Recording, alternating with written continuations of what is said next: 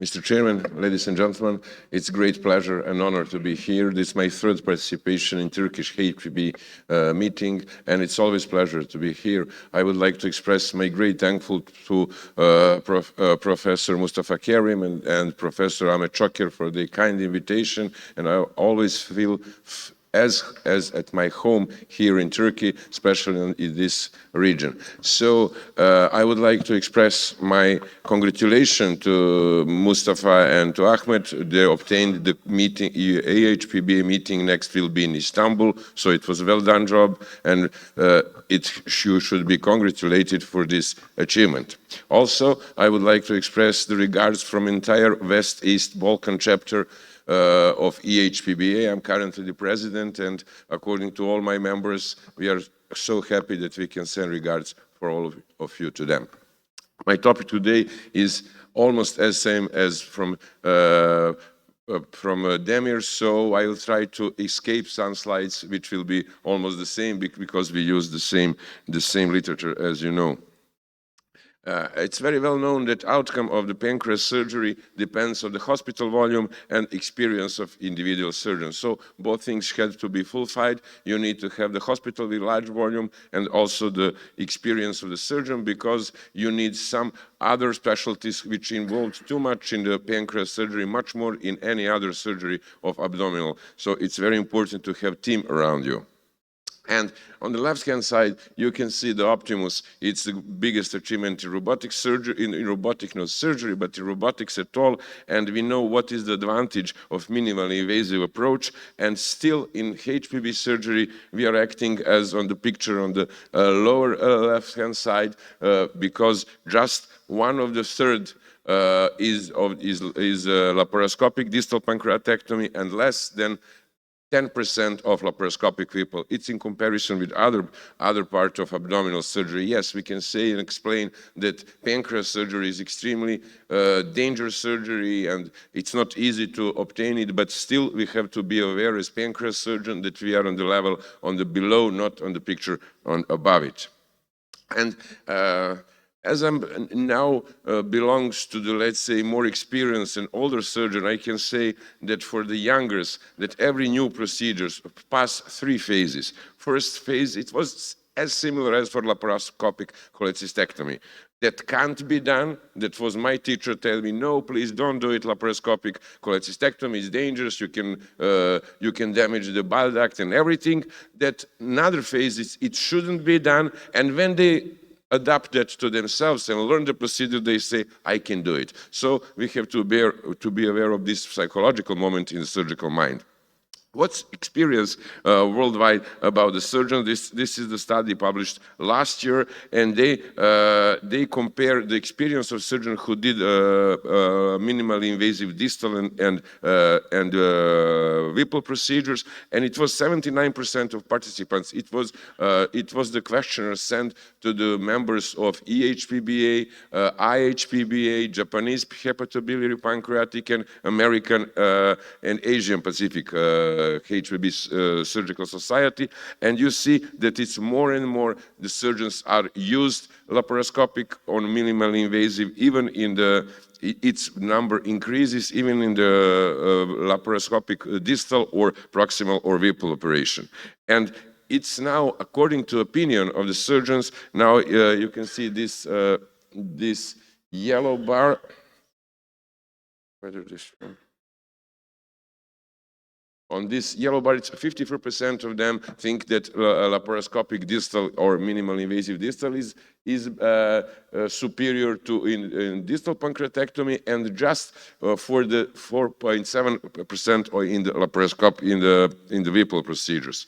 And there is trends of using the minimally invasive pancreatic duodenectomy. It's a Gaspar cohort, it's cohort for minimally invasive consortium, and this is in North America. You can see that in North America they use it around 10%, and there is in Germany and also in Netherlands, and in Netherlands they have the biggest number, but you see how the numbers of the laparoscopic is converted to robotic surgery after this Leopard 1 trial, which was completely terminated as previous talks. And this is one of the first First randomized trial is coming, of course, from the Netherlands. They are very famous in their randomized control trials. It is a Leopard trial when they compare laparoscopic versus open distal pancreatectomy in that time, and they focused just on the time of functional recovery because it was the first steps in the laparoscopic surgery, and they figure out that there is no difference in any meaning. It was shorter, functional recovery was more, and also the only significant difference was in the blood loss. It was, of course, less in the minimally invasive. Another trial, which was also randomized trial for distal pancreatectomy, is coming from Sweden, and they just compare 29 patients in open group and 29 in laparoscopic group, and they figure out significant difference in postoperative stay and also in discharge to home and total postoperative hospital stay and time to functional recovery. All others on the left-hand side, all others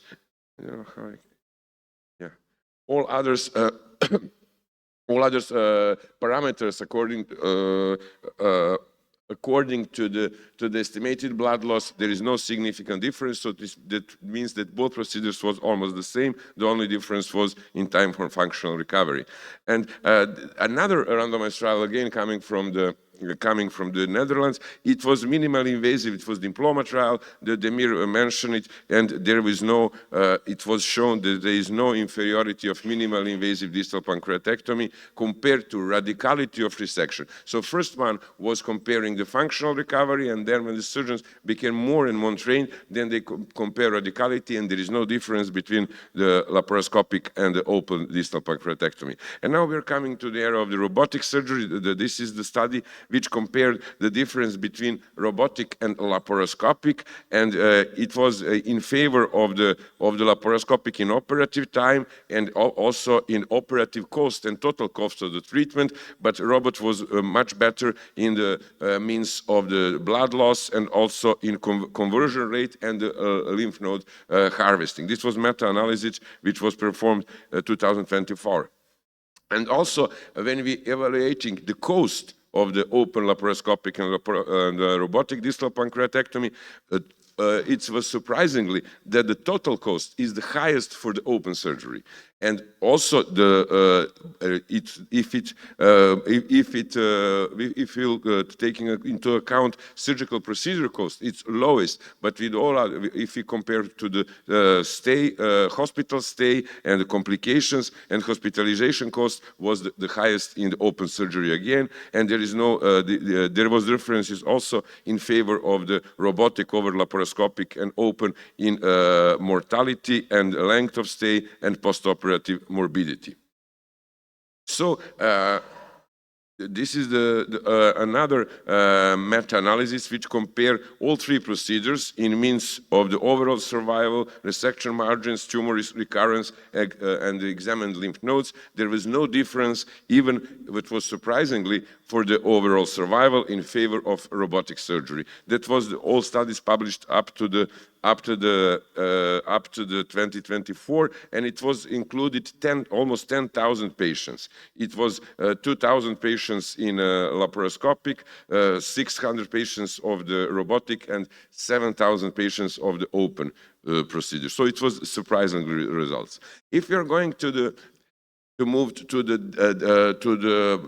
robotic or laparoscopic Whipple, this is a famous first trial published by Pallavanivelu from India, which shows but it was single center trial done by one surgeon done all laparoscopic, and that should be a selection bias or the bias of the trial, because you have very experienced surgeon who can do whatever they want in laparoscopic means, but only in one center with their own assistant. It's not multi-center trial, it was not a multi-institutional style. So they showed that the blood loss was less and postoperative duration of hospital stay was less. And it was same oncologically for laparoscopic as for the open surgery. And it was the same safety. There was no difference in the fistula rate and the rate of the DGA and any clavia and dildo complications. This is the trial from Barcelona, very famous Padulop trial. Also, again, It was the single center trial. It was the trial done by one surgeon, and he showed that the laparoscopy is better in comparison of the comprehensive complication rate and also length of stay. All other complications were similar between the two groups. It was shorter length of stay, but longer operation, and it was same oncologically. Now we're coming to Leopard 2 trial, which was completely shifted the paradigm of laparoscopy in Netherlands, and I think in the entire world. This trial is very well known, Demir explained it, but this trial was terminated in Netherlands, and after the termination, because it was the 90-day complication rate was 10% in laparoscopic group and 2% in open group, and they have a much higher mortality and fistula rate, and then in Netherlands, they decided completely to stop to do laparoscopic Whipple procedure. They completely shifted to robotic due to this trial. And I think that this wave is now widespreading along the entire Europe, that due to the unsafety of laparoscopic in unexperienced hand. There is a lot of talks about that trial, that it was unexperienced surgeon. They have just up to the 20 procedures laparoscopic, which all of us know now it's not enough. And this is a randomized trial published. It was also in previous talks mentioned that it was coming from China. It was 650 patients randomly assigned to laparoscopic of open group, and just postoperative stay was significantly shorter in patient for laparoscopic group. All other complications, there was no significant difference. So they proved that the laparoscopic surgery. But the big difference between this trial, which is also laparoscopic, is that they requested that all surgeons who participate have 104 laparoscopic procedures before they start the trial. So it was difference between 20 patients in Netherlands study, and here it was 104 operation before that. And this is the randomized trial. This is the pan-European multi-center propensity match trial, when they tried to compare what was the difference between the matched control laparoscopic and open robotic assisted pancreatic duodenectomy, and there was difference in operation time, even in pancreas fistula and delayed gastric emptying, and also in wound infection. It's in favor of robotic, but there was less rate of the conversion.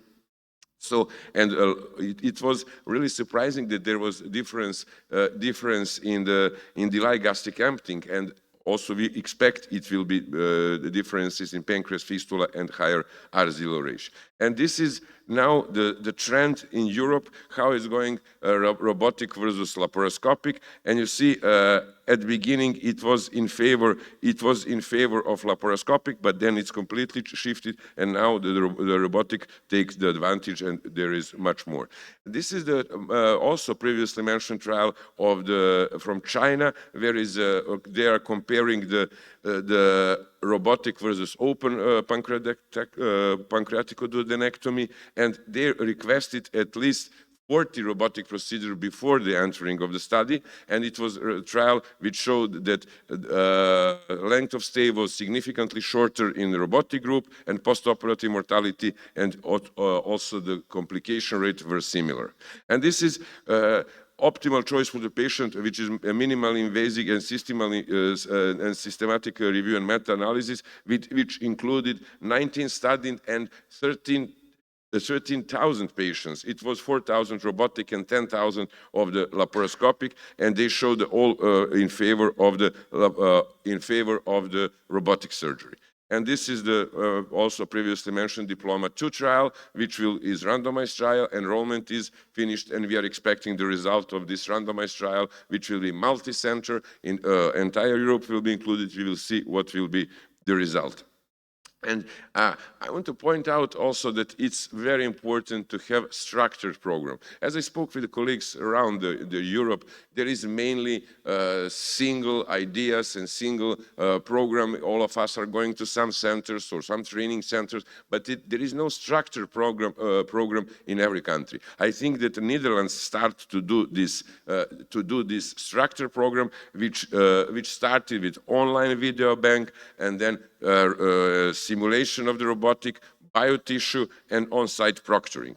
And if they compare it, that 275 robotic procedures in 7 centers by the 15 trained surgeons.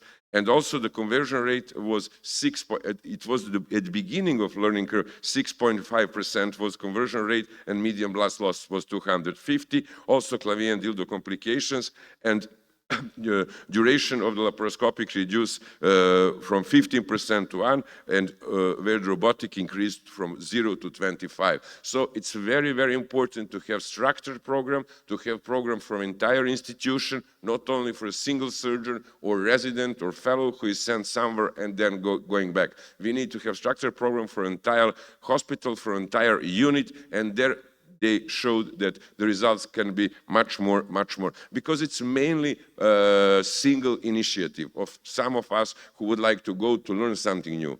Therefore, I'm appealing to the community and also for our healthcare providers that they need to provide for us the structured program. That will be the most important. And in conclusions, ladies and gentlemen, and Mr. Chairman, minimal invasive is, as we know, is associated with reduced operative trauma morbidity, and it's better for recovery. And I think that, according to my opinion, the minimal invasive distal pancreatectomy should be done as a minimal invasive approach for the distal pancreatectomy. And it seems that robotic is better than laparoscopic, but we don't have enough proofs that we can claim it, but we need more proofs for the distals. And for the Whipple procedures, minimal invasive surgery need a longer operative time, it's higher procedure cost and reduced duration of hospital stay. It's safe and effective, but we need, only in the moment if it's done in high volume centers and by high volume surgeons. Still, we don't have proof of their regular use. And my take-home message for all of you is that key to success is standardization of the procedure and good teaching process. Thank you very much for your attention.